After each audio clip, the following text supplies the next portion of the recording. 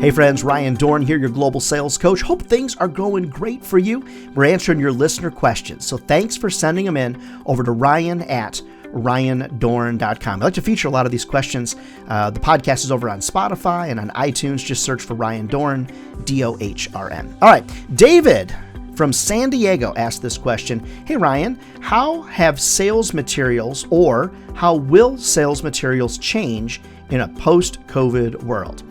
So David, first of all, be really careful about that whole post-COVID thing, because I think COVID is still in play, but I get what you're saying.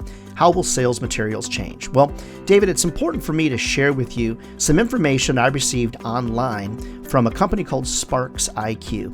And they had a really great study that came out.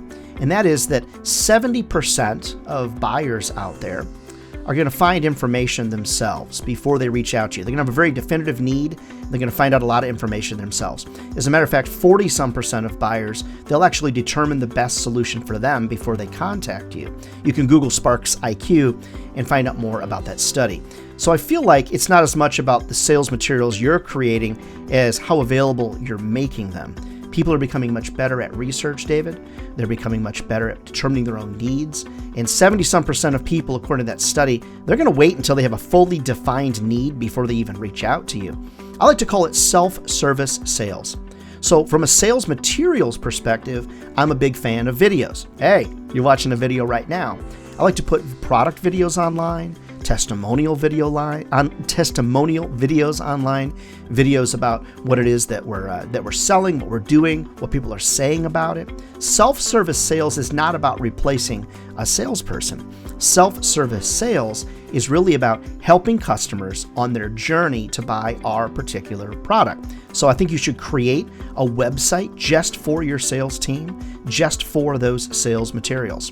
Now, another thing related to that, sales materials should all be formed in landscape format. So that's going to be a sideways format, not portrait up and down, landscape, because that's how most people will read it on their computer. So be careful about that. And then the other thing is when you have your self-service sales environment, make it easy for people to buy from you. Make it easy for people to get in touch with you.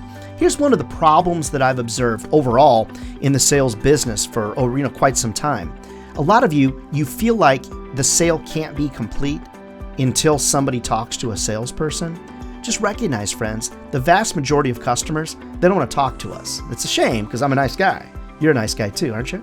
So recognize, friends, you've got to make sure that you're creating environments in your sales organization where it's easy for people to find the information they want, they need, and their desire. If the only way they can buy from you is to talk to a salesperson, you might just be selling yourself short. So, David, thanks so much for your question. Keep them coming in, friends, to ryan@ryandohrn.com. If you'd like for me to train your sales team or coach you personally, head over to the website ryandohrn.com and reach out to me. Remember, friends, if sales was easy, everybody be doing it, and they're not.